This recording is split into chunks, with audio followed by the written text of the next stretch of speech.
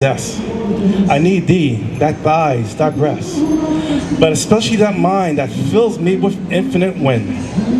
Then love me and not be fault, silently take my heart to die.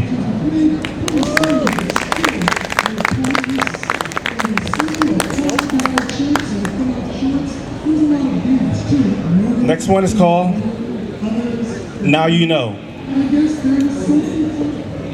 Under stone, rocks, pebbles, and sand, you'll find a gem.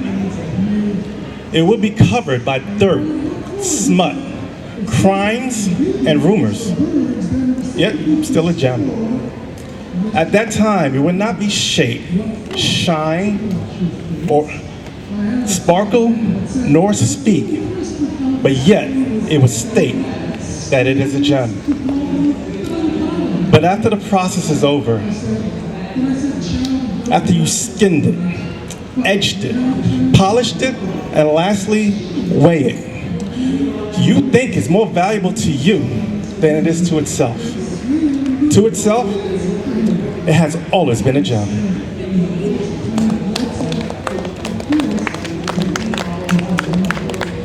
Last one is called Hunger. I wrote this exactly 20 years ago on a day.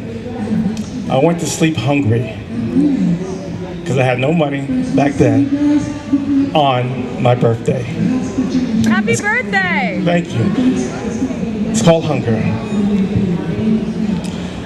The walls behind my cotton sheath breathe. Beneath my invisible net, the sea rolls. The countless lies which was there died. Knives to cut the throats that was wheeled into death. All, did they feel? Flesh among flesh among flesh among me. All in me for a long time since birth. No, since man. Why should I not rinse my blood with the fair beasts of another? Is it the least? The Garden of Eden delight does not only live in sunlight to survive. The air we choke lives in them. We had spoken their secrets to line them all up in a row. Now, mud's in our cup. I thank you very much.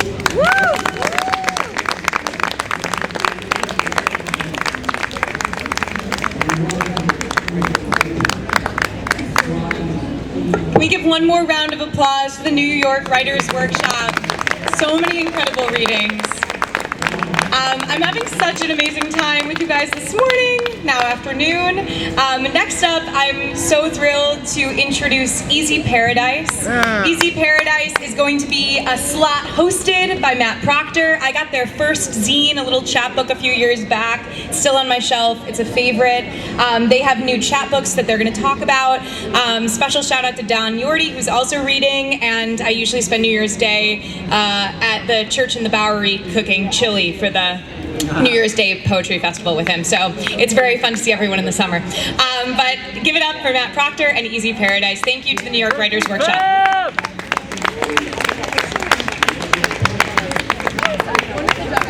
Thank you. We are so happy to be here at the New York City Poetry Festival, outdoors. It's like the Newport Folk Festival of Poetry.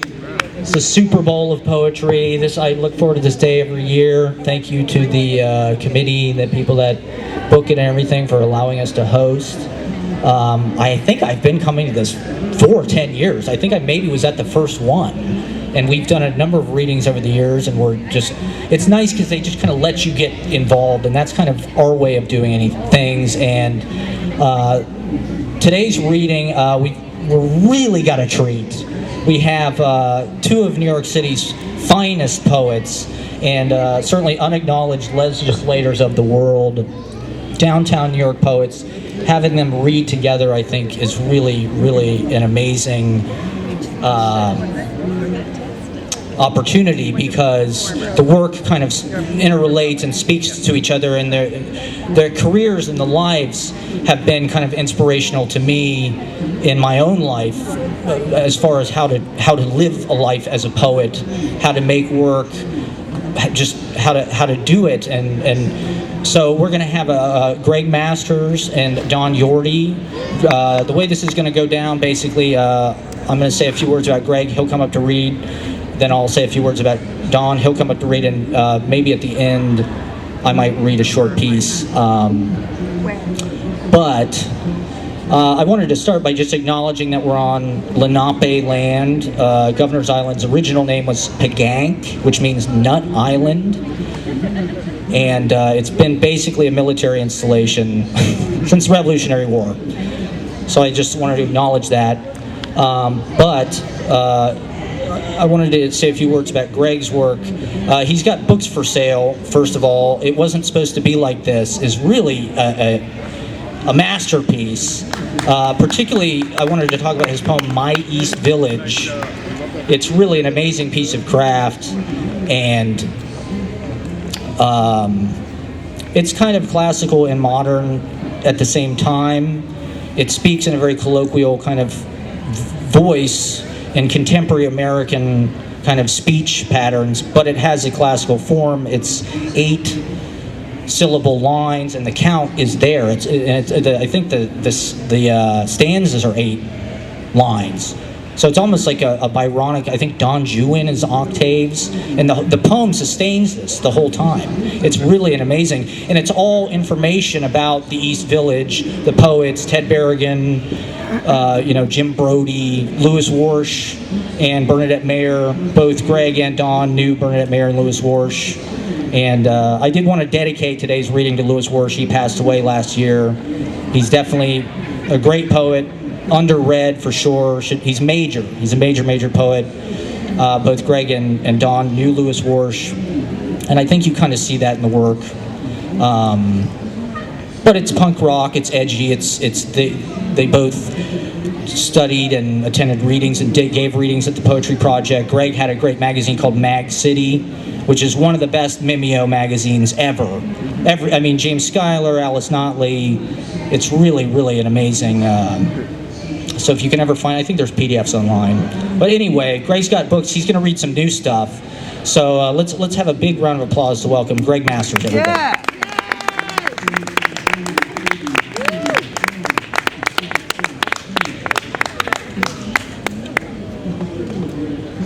Thank you, Matt. Can't ask for a sweeter introduction. Appreciate it.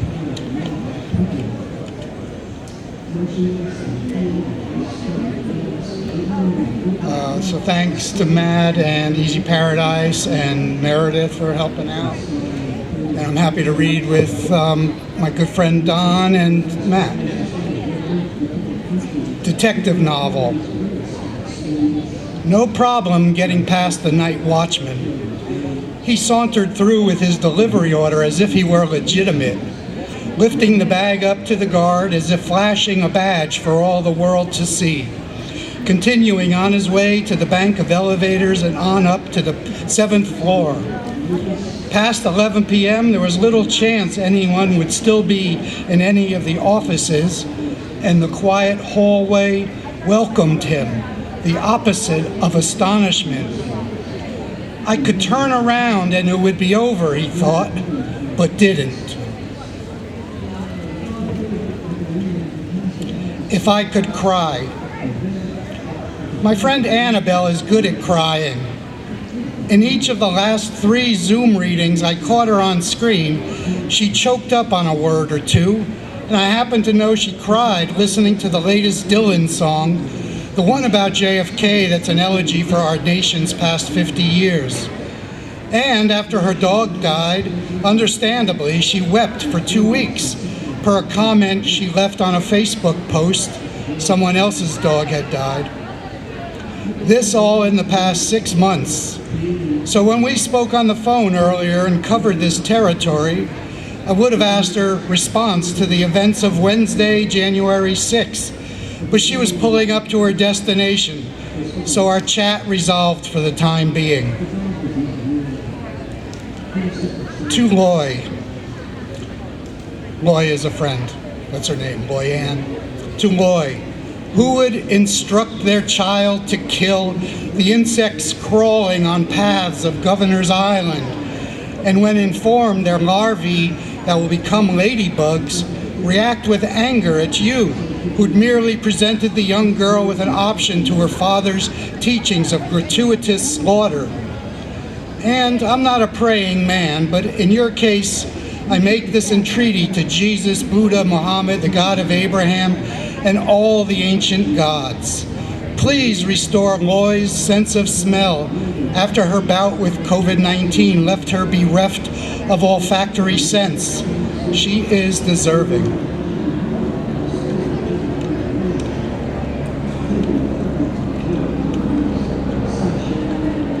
Young Freud, psychotherapist of the Wild West. Wild West shrink of the frontier. Imagining Calamity Jane discussing the root causes of her drinking and sense of rootlessness. A clientele of desperados, ornery geezers, dust-adorned men prone to violence, afforded the opportunity to vent the feelings gnawing away their souls, and the good doctor from the Austrian Empire taking notes, addressing their concerns with words, not bullets or rot-gut whiskey. We could drop him as well into most operas to alter the destinies of the besotted characters, helping them to make less rash, more informed decisions, dissipating the repertoire of all its predeterminations and ascribed obligations. My dog half a century ago. My mother floated up from the bed as if some spectral apparition just effortlessly arose upon my return to the house at probably 1 a.m. I was still tripping, I realized. This was amusing. But seeing my dog with a stick of dynamite in his mouth, approaching me, ready to play or engage in some way, satisfied to recognize the chance for some activity in the house at that late hour, the peace disrupted by the teenager arriving home safe after a night out with the guys, a rubber toy I just bought him a day or two ago propped in his mouth, strolling over to connect with me, subtly pleading with me to take it from him, was too much. This was the funniest thing I'd ever seen, and the moment, nestled safe in the domicile, is filed in the cabinet of highest priority so many decades later. Then I went up to my room and scrawled 17 pages about how I was feeling conflicted about my girlfriend Chrissy. A good deal of my scribbling was drifting askew from a traditional penmanship strictures. I destroyed the outpouring next day, afraid my mother would come across the ardent pages. She had a tendency to do that in her cleaning. Creedence had been on the radio, one of their long songs, something about a graveyard. Not one of their popular hits, but a track stretching out a bit, the way FM radio at that point was allowing in the late hours.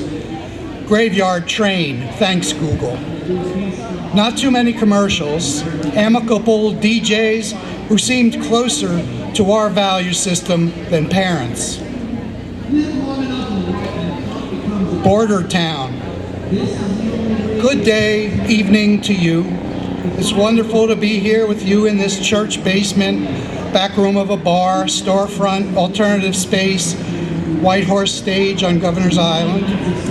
I was about to tell you of an attempt I made to connect with my parents on other than a superficial level. I thought by sharing my joy at viewing a movie from the time when joy and delight were a possibility in their life, a terrific noir B-movie, Ride the Pink Horse, directed by and starring Robert Montgomery, I thought they might recall that actor if they were unfamiliar with the film. Some common bond I was searching for, perhaps a shared enthusiasm, as my father had achieved with Pink Panther movies. One mention at a dinner table, isolate in the Boynton Beach condo, or among extended family at a bash on the Intracoastal, of Chief Inspector Clouseau or his boss, who was that? Dreyfus, Herbert Lom, was guaranteed to send him into a fit of laughter he couldn't control. It was a formidable weapon in my arsenal of coping mechanisms in an otherwise dreary portfolio. My folks paid attention as I conveyed my pronouncement, willing to concede a moment's focus, but I can't be certain they could recall the actor or the motion picture, as likely it played for 2 weeks at a theater in the late 1940s, then sat in a vault for decades before being licensed for TV distribution. But this was an effort to reach agreement, to dispel the volleying of disparate agendas, or at least a strategy I attempted to take initiative rather than choose passivity, stuck on the receiving end. How many times was I negated in the back seat while my dad's radio station polluted my existence with schmaltzy music? Not even music, it's there in the brand name. How does one be assertive with a narcissist? Maybe I noticed a glint of recognition as my bold chat registered and sent them back to their time before children. But we moved on in a moment, likely a discussion of a dinner to come.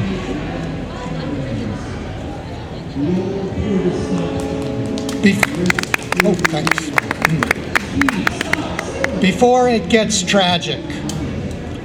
He was the type of guy who liked waiting for ferries or long train rides. That feeling of being in between active, involved in some project, and unblemished by obligations. I'm not lonely, you are. Charlie Bit My Finger, the musical. A young boy seeking justice inadvertently rises to fame when a private family moment is exposed to the global community. Democratization of the media or another illustration of exploitation of the oppressed? You decide. Preview audiences adored it. Further, as you leave to fill voids just beyond our knowing, secrets, spells, blessings, all yesterday's footsteps unfurl for your caravan. I had a first line, something about how we may have drifted apart some, because he didn't like Radiohead and PJ Harvey as much as I did. We'd been friends for 50 years, as there was room for diverging tastes. That was appropriate. I could build into my system that we no longer ascribed to the same records or even artists. I wasn't enjoying much a new Mingus live in Holland set that he'd just come out, that had just come out, that he was advocating, expecting I'd be as enthused as he. May I draw your attention to the low G in the second movement of Beethoven's Fifth Symphony, bowed by the basses. I didn't ask for this, you did. I couldn't read music, but taught myself the major and minor scales on an upright piano in the music room of my high school during so-called study periods, while others chatted around me. Then I figured out the major and minor chords of each key. How satisfying this was. No one praised or graded me. I didn't require applause. Just sitting at the piano, achieving results step by step. Book title of the future: The Complete Thoughts of Greg Masters. Bernadette Mayer suggested that. All I've got is my dreams. Normal is the aberration. Entering our dotage, perhaps, neither of us could recall the name of the Mets on-field broadcaster previous to the one, Steve Gelb, we just passed while strolling near the Shea Bridge, on air with a mic in his face, home opener, April 2021. So now, a week later, as it occurs to me, I send a text, Kevin Burkhardt. When Sinead tore the Pope in two. Does this memory matter? What dream is authentic? Thank you, everybody.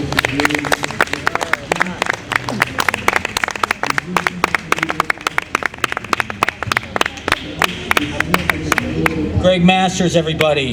Let's hear it for the Sinead O'Connor poem. It's awesome. And before Don comes up, I just want to plug his blog. You got to go on Don Yorty blog. It's really an amazing, beautiful website. It's got a lot of videos of poets reading, and I was checking out the other day. Don Yorty has an amazing piece on there called Poet Laundromat that you should watch. It's an avant-garde video. It's kind of like a Cocteau thing. And without further ado, let's hear it for Don Yorty, everybody.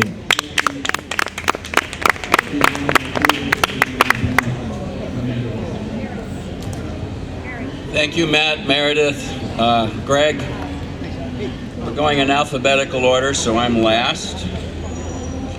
And next year, there's going to be a publisher's going to publish a poem, a book of mine, poems that I wrote between the age of 23 and 27. And he wants to call it Fucking and Other Poems. And I was thinking about calling it the title I had during the time, which was The Final Postures of a Dying Whore. But now I think I'd like to just call it The Final Postures. So not as provocative maybe, but I think it's a better title. So anyway, so these are poems that I wrote between the age of 23 and 27, which will be out in a book next year, either called Fucking and Other Poems or The Final Postures. Dear words, reverberating on my eardrum skin, you come in like a finger on a guitar string. Sound sends me quivering.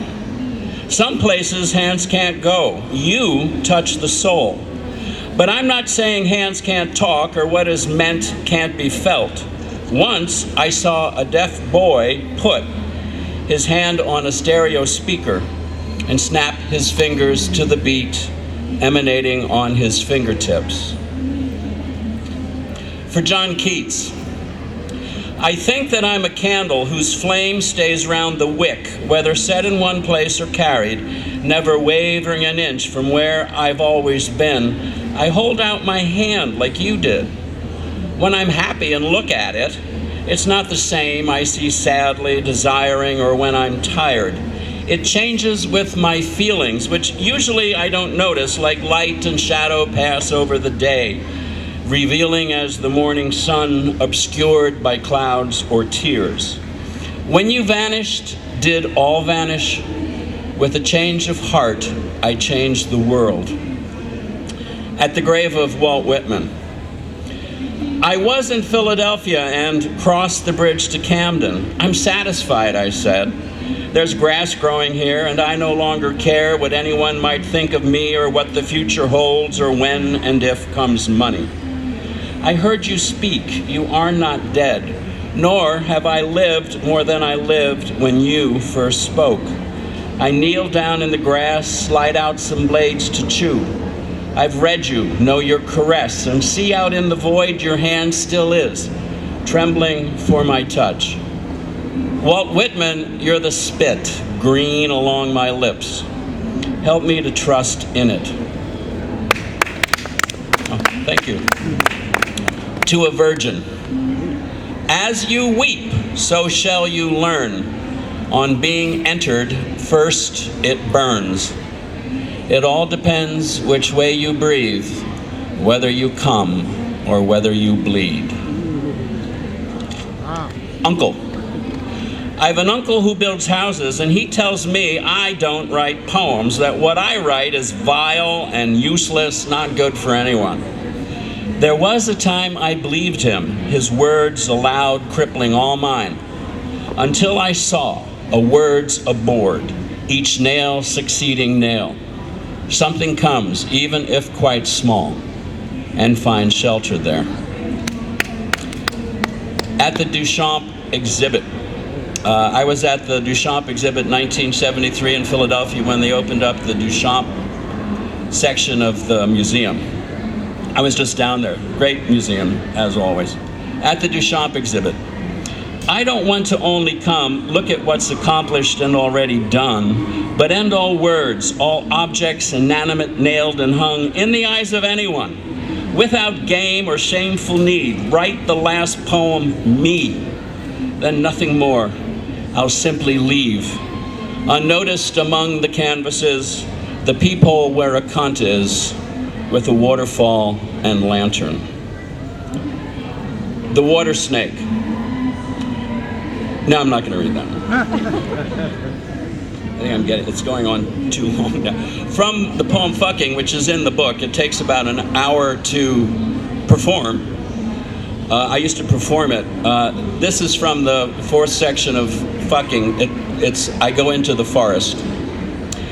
I go into the forest, alone and hidden in the ever-breathing, to dig an indenture with my fingers, and undressing, kneeling down, pierce the dead leaves, to move among the earthworms balled in the mouths of corpses, out of which all things come growing. So occupied with a desire, I had no choice in choosing, but endlessly complete. I do not crush or brush away the gnat and deerfly, lighting on my buttocks, shoulders, thighs, sucking their existence from my skin.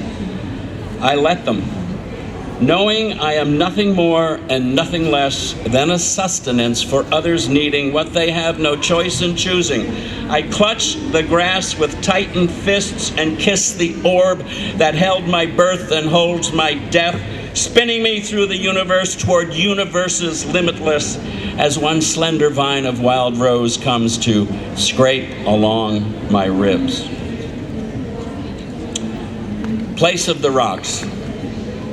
Oh, physical love, oh, pain, you're so much the other, so much the same, and only remembered the moment you happen. Must we sit? Must we wonder at what we've forgotten forever?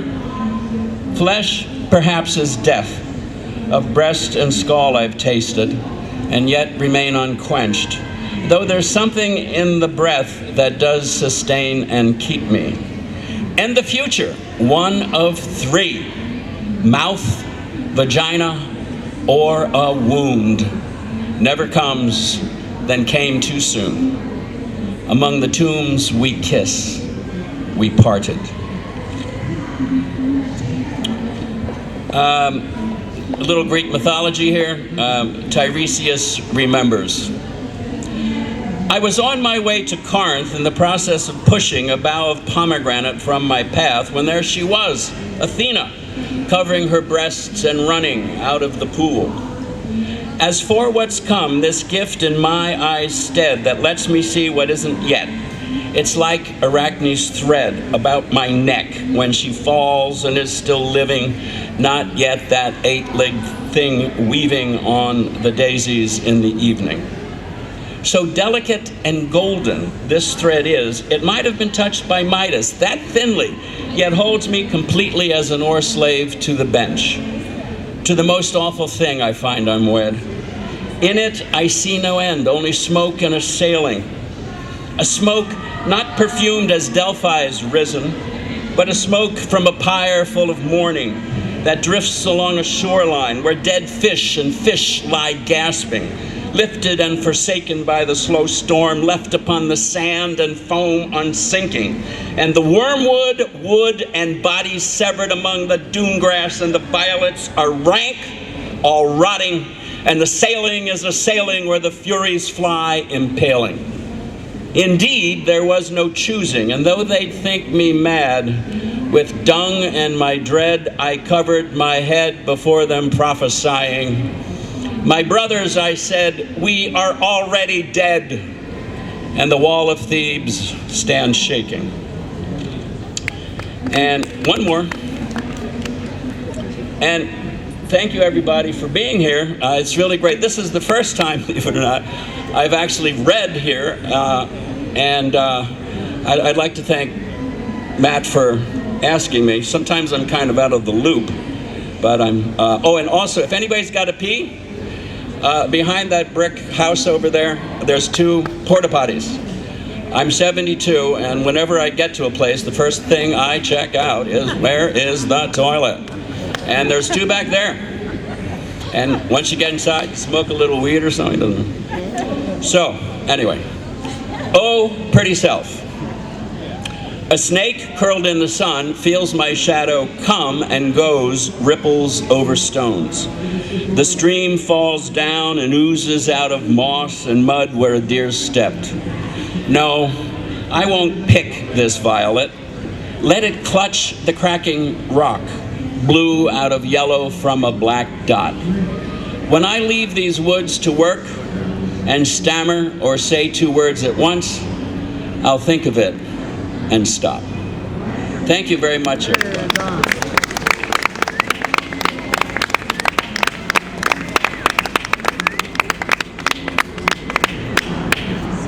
Thank you, Don Yorty. Get fucking and other poems when it comes out. How are we doing on time, by the way? Are we done, or? Give like 4 more minutes. 4 minutes, okay. I'm gonna read this, I don't care. I'm going for it. This is a transcript of a live stream I did last year.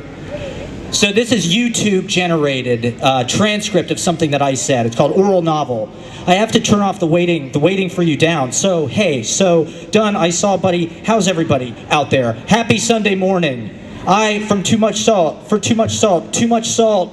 I don't care what they say, I don't care what they do, they cannot hurt my soul. And in fact, his life is reinforced by their swords. I could tell the story of my life in Epicone. That's what Fallout for Ashley Simpson's been thinking too. My people won't let go. Oh, hey, I'm on the hook with my solo hand. What do you do with your left hand? I know what you do. That's okay. We won't sexualize the conversation.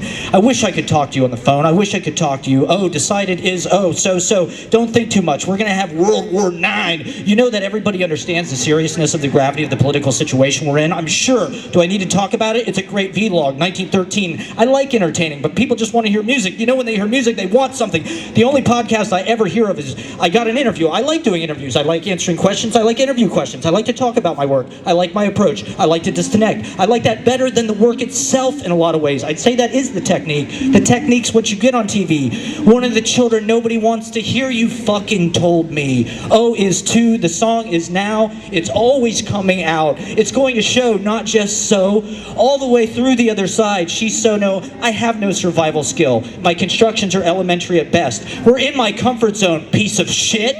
What happened? Computer's a piece of shit. Oh, we're back now. For a few times it was, Blue working on us. Return, Sunday services. Here eating bravado, 1 string cheese incident at a time. Karaoke nightclub of the fucking heart. Karaoke nightclub of the fucking heart, Michael Demian. Time dinosaur, brother. All right. Well, you gotta have fun. You gotta save is let us. Oh, life is 11:25. We are here. Hey, from our ladies and gentlemen, the greatest movie ever. One of the great movies of all time. Surfing Ishtar.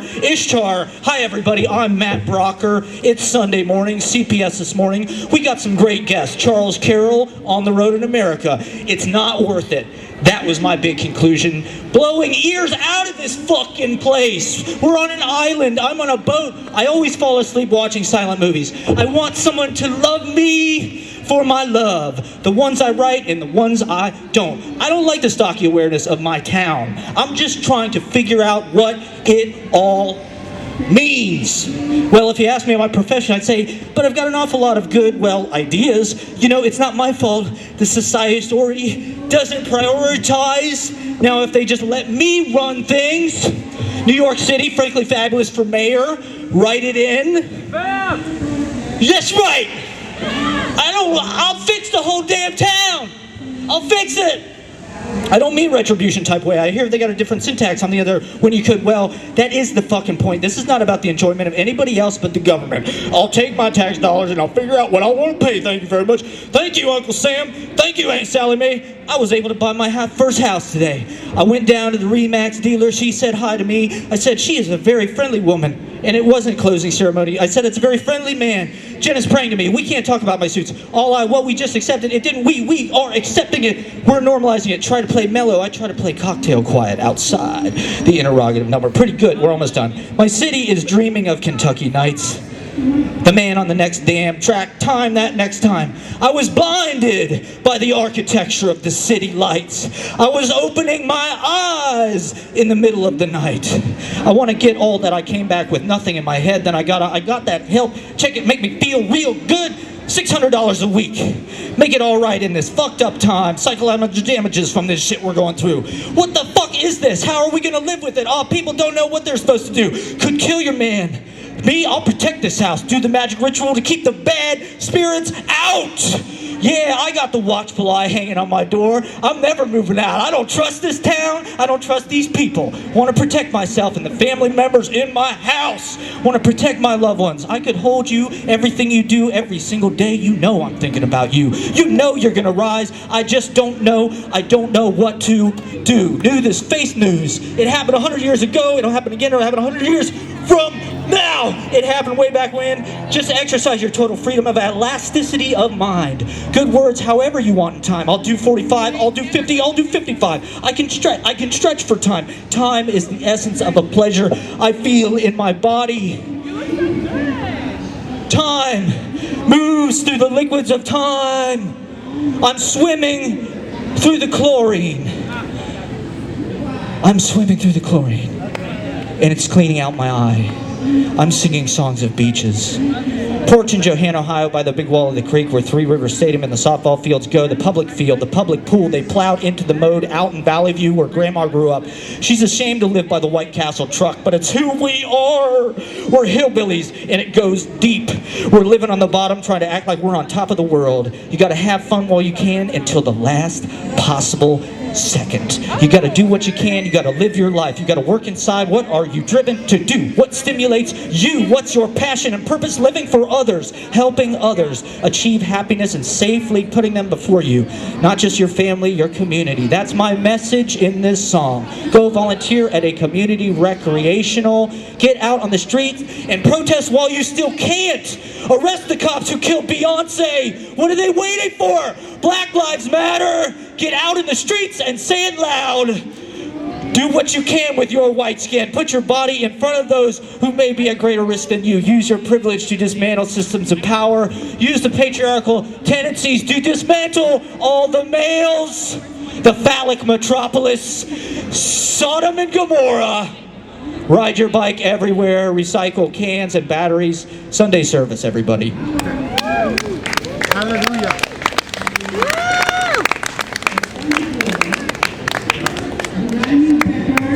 If you give Matt Proctor 4 minutes, he will run with it. Let's go. Can we give it up one more time for Easy Paradise, Matt Proctor, Don, all the incredible readers. It's been such a special morning already. I'm going to fix this mic. My name is Meredith Starkman. I'm going to be hosting the White Horse stage all day today. I've had such a good time, and I'm